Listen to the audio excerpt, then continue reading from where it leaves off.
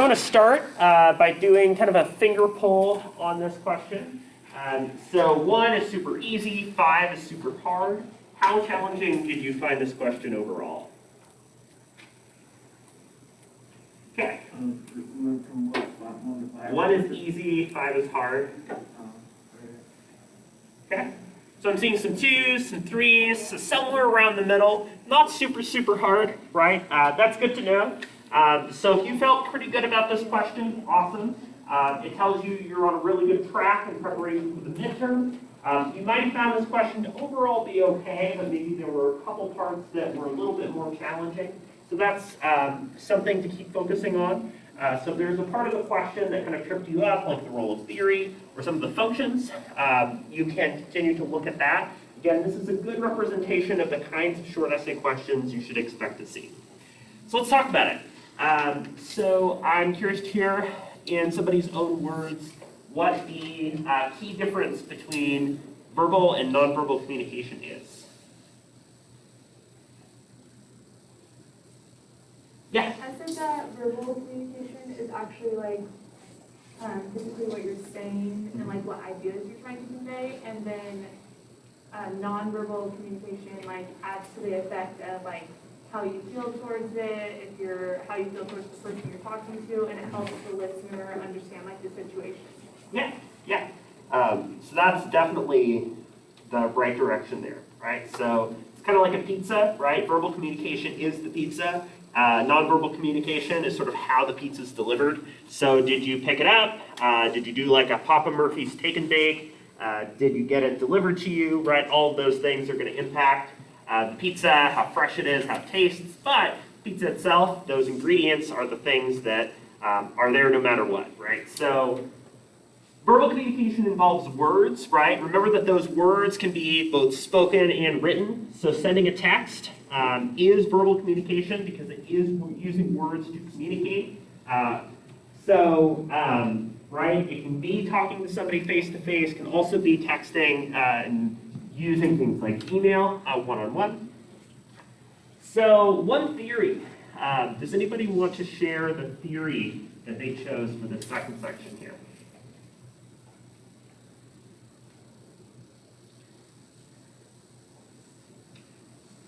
One example of a theory that we've been talking about so far in the class. Yeah. I mean, this is the part that kind of threw me off. I wasn't exactly sure, so I just picked like we were discussing the self-image, and I just assumed that was the theory that we spoke of. So I talked about self-image and dismissiveness, and how it would come out in verbal and nonverbal communication. Sure. So this model of self-concept, right, where we have our self-image, our self-esteem, and our ideal self, those kind of make this Venn diagram together. Yeah, you can consider incorporating that. A couple other theories that you can think about. Again, a theory is this sort of broad tool that we use to understand the world, right? It predicts behavior. Gravity is a theory, right? We predict that you drop a pen and it'll fall on the floor. So one example is muted group theory. We went over this earlier this week, but muted group theory is the idea that dominant groups have the power to create and enforce language, such that mid groups who don't necessarily have that same level of power might not feel or see their voice in the discussion. So for instance, right, a lot of indigenous groups throughout the world have had a variety of words to describe things like gender and sexuality and identity. And many of those terms have not necessarily translated or been included in a lot of discussions in the English language, right? Another example of a theory that you could incorporate for this would be uncertainty reduction theory. So that's a theory we talked about last week. We looked at catfishing, right? And the way that people will try to meet up the person they've been texting face-to-face because they want to reduce their uncertainty and ambiguity over sending somebody a text. And then, you can also think about things like Maslow's hierarchy of needs, this idea that we communicate to fulfill needs, whether they're basic needs like food and shelter, or more about creating meaningful relationships. So ambiguity, right? One challenge of nonverbal communication is the idea that when we communicate nonverbally, it's dependent on the other person, including their culture, their background, and so on, to pick up on and understand what it is that's being said. So what's an example of ambiguous nonverbal communication that came up to you, or that you used for this example? Yeah? I used the example of someone gesturing to you while you're in a group setting. Yeah. So like just now, like, hey, yeah. Right. And since your hand was up, right, you probably assumed, I was gesturing toward you, but there's a lot of situations like that where it's a little bit unclear. It's a good example. Yeah, Natalie. The use of masks has made it hard to read feelings of people or expressions. Yeah. And I said that usually I have sad look hands when I relax. So when I'm listening, if you were to talking to me, I look like I'm bored or I'm not listening, so I have to shake my head. And when I'm wearing a mask, I have to make gestures, smile, and stuff like that. Yeah.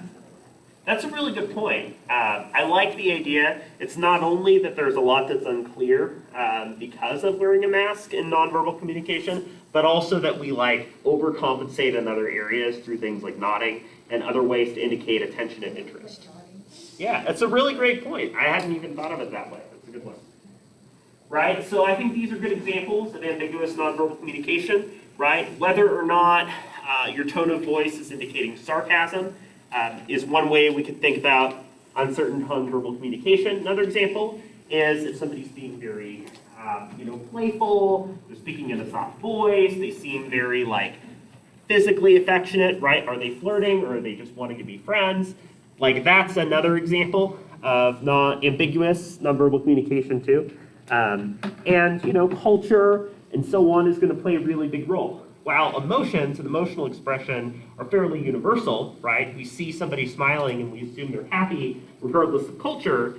Some of the other things, like the gestures that we use, can look really different. In fact, depending on cultures, shaking your head can actually mean yes, and nodding can actually mean no, right? So there's a lot of interesting differences there that can create challenges and ambiguity in communication.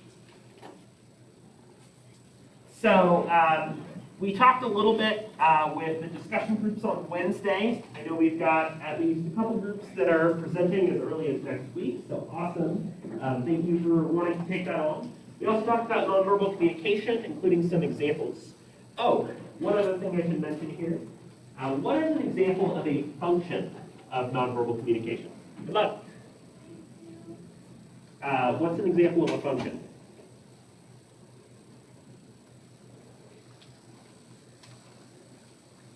Like in sarcasm, sometimes it's contradicting. Yeah, right. So the functions are this kind of bar graph of 6. So contradicting is one instance where you're saying one thing meaning something else, like, oh, hey, it's great to see you, and you're rolling your eyes. So contradicting is one function. So I want to go over just a little bit more on that. I also want to give you some time to work with your discussion leading groups for today and chat a little bit about the reading for today's class too. So remember, nonverbal communication, right? It involves these components like eye contact, body language cues, and so on, right? It's the difference between it's great to meet you versus physically shaking somebody's hand. We're always communicating, especially nonverbally. Just being in a room, right, means we're nonverbally communicating through our body and physical appearance.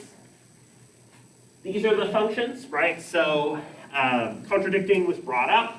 Can also complement or support without saying the exact thing. So you're doing a great job while you're doing thumbs up.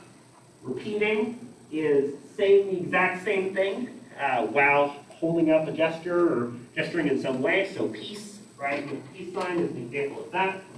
Substituting, right, is filling in for communication. So, are you doing okay today? And then somebody nods.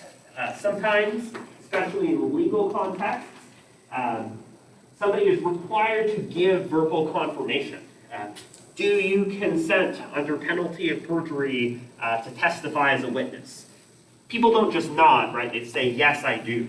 Or if you're in like the emergency row of an airplane, right, you have to physically, verbally consent yes rather than just nod. Substitution doesn't always work. Accenting, right, is I have to go to the bathroom, where you highlight a part of the sentence. And then regulating is managing a relationship by saying, hey, come sit over here. Verbal communication, again, involves the use of language, unlike nonverbal communication, which is these other components, such as gestures and so on. Unit group theory was an idea we brought up earlier in the class.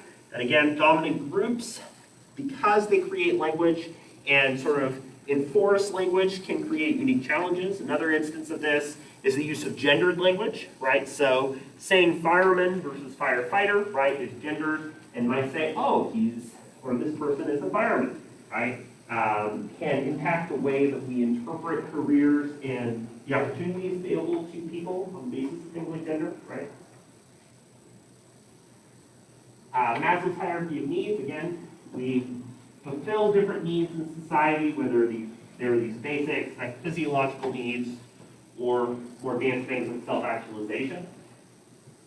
And then other theories like uncertainty reduction theory are designed to help out, to understand why we choose to communicate and put ourselves out there to other people. So you might think about how challenging this question was for you, right? You might go back and refresh, okay, I was a little bit murky on the theories we've gone over in the class. I'm going to look back over that, or I'm feeling pretty good. Might also consider the time limit. Again, a lot of people tend to finish the exam pretty quickly in like an hour and a half. So you might have extra time, and if you do, you can always go back, revise, and refine your short essay questions. That's a way to help you out there. Again, the exam is not until November 3rd through 5th. We're coming up on 2 weeks on next Wednesday, and by that point, I'll have a study guide for you along with some additional practice questions. So what I'd like us to do now is I'm going to give you kind of the last time in class to work on your, work with your discussion leading groups. So anytime outside of today is an opportunity for you to work outside of class. So if you were not here on Wednesday and you're back here for today, it'll be a chance for you to introduce yourself. You can tie up some loose ends in terms of strategy and start to think about, how you're going to divvy up work. So I'll give you a little bit of time on that. And remember, one way that you can work on and prepare for this assignment is to read ahead on the chapter that you're assigned for that day, or the section of the reading you're assigned for that day, and use that as a way to start brainstorming on this assignment. One other thing that I wanted to add, since we had the question question earlier about the interpersonal analysis essay, while you were working on the question, I added onto Canvas an example outline that shows you for that essay some of the ways that you could divide up this assignment. So if you're working ahead, that's just there for you too. All right, so discussion groups are posted up here. So take some time, check in with your group members or meet your group members if you were not here on Wednesday. And I'll have a prompt for your discussion group in just a little bit.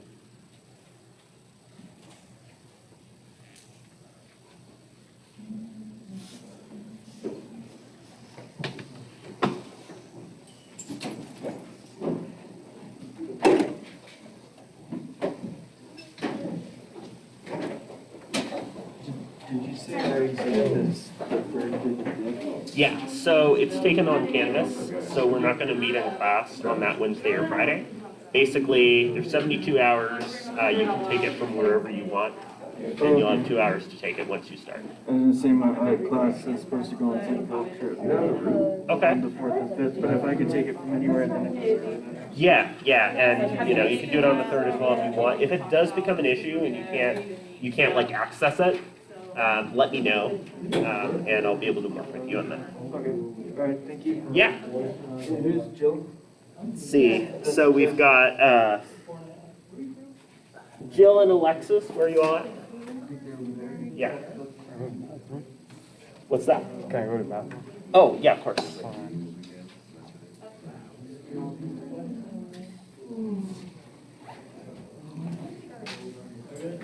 Yeah, I think that's the easiest one, probably listening or talking. Yeah. But like, I just feel like that's the worst.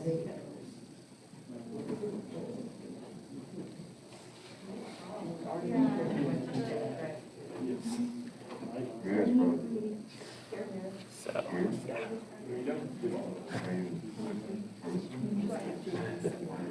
yeah. Yeah. I'm like, Why don't you just call me and select them on Like outside Dallas. yeah. So did you go to school in the Dallas? No. They have a school district? Yeah. It's like 29 kids in my class. Are you kidding? Yeah. Wow. each have names and just take them How big were your class sizes? That was pretty big class. Oh, like, it was just everybody just all at the same.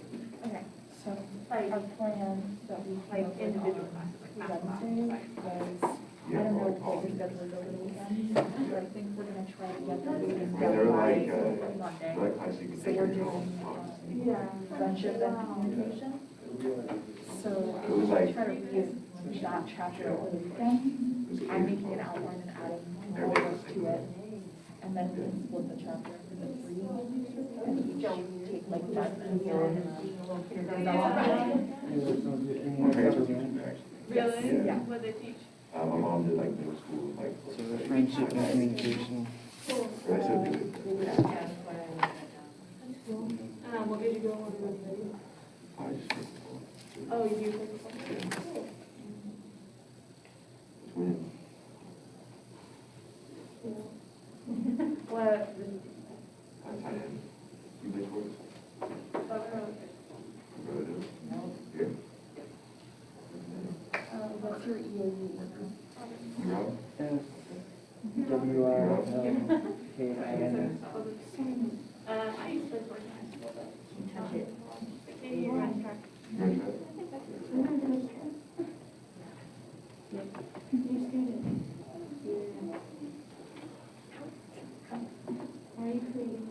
So if you're still working in your groups to check in on stuff, that's great. When your group is ready, I'd like your discussion leading group to talk a little bit about this question here. So add us read the Sapiens piece for today. You already know what was good, right? 6 a.m. Oh, write it down. Right now? Did you guys read the article?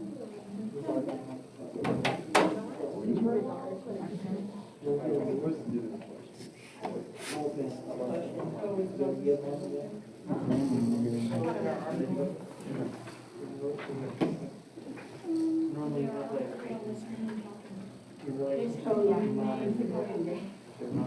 What, did you read it?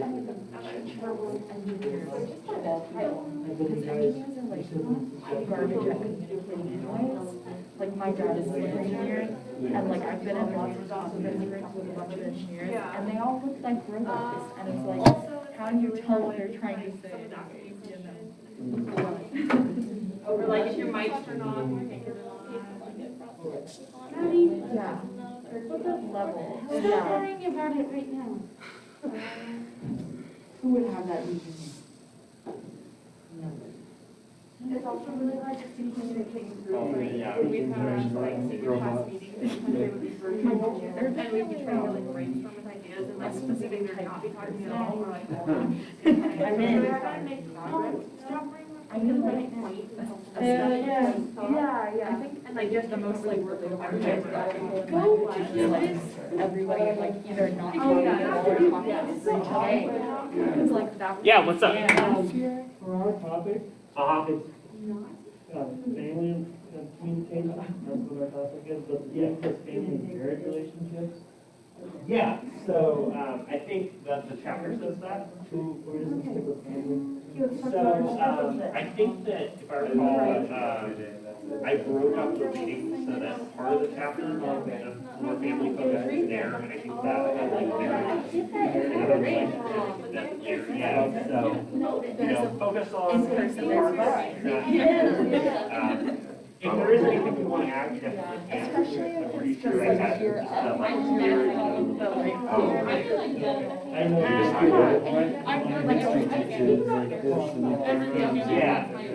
yeah,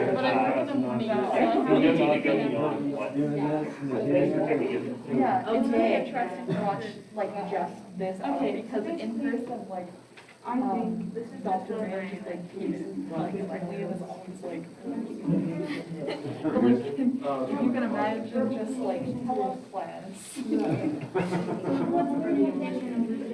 I would say Yeah, definitely. And you know what? So why don't we chat a little bit together about this question. So I heard a couple of really good points from some of the groups about this article. How many folks were able to get to this article for today? Okay, so a few of you. I asked because like I get it and I understand for a lot of folks, like especially as we're getting into week 3, falling behind on things like readings is totally natural, it happens, right? My advice is if you are falling behind on any of the readings or anything like that, that's okay, but definitely figure out a way to try to pace yourself and catch up, especially since catching up on the readings will be great as you get into the midterm, right? So I'm not like super stickler on anything like that, just to say that it'll help you out and that, getting behind can start to stack up super quickly. So this reading that I asked you to read was just kind of a short article that was expanding on the things that we've talked about so far this week on verbal and nonverbal communication. So this piece was talking about Zoom meetings or Google Hangouts or similar things, many of which you've probably had to use for previous classes, either high school or college, right? And in many of these Zoom meetings, it's felt really strange. Not only because we felt like Zoom fatigue, where we feel maybe more exhausted than normal than we would face-to-face, but there's a lot of other considerations too.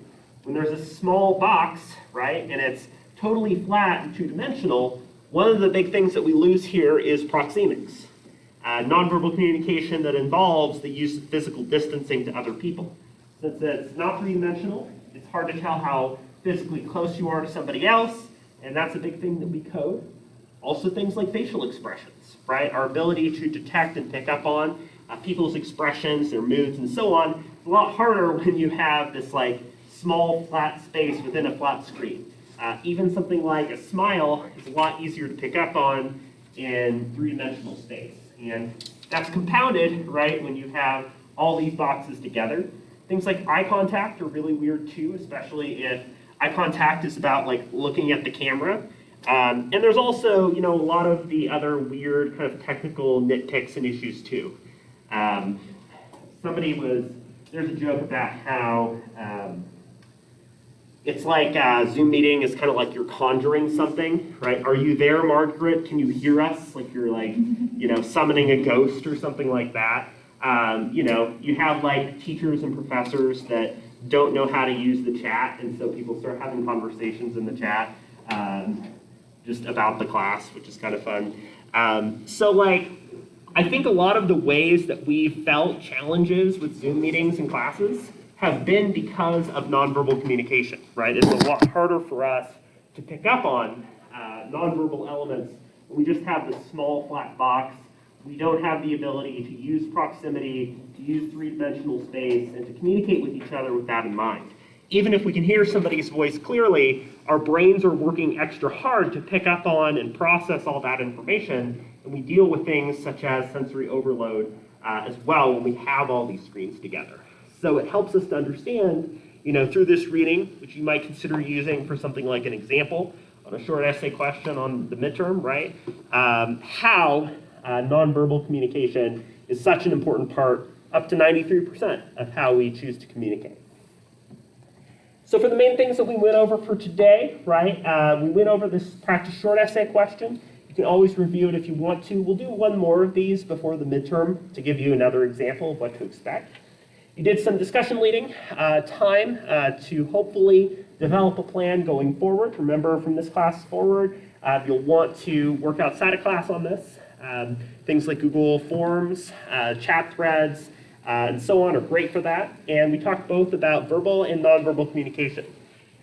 Natalie and Brenna will be leading us on Monday's class. So I'll turn the floor over to them on Monday for our discussion of culture.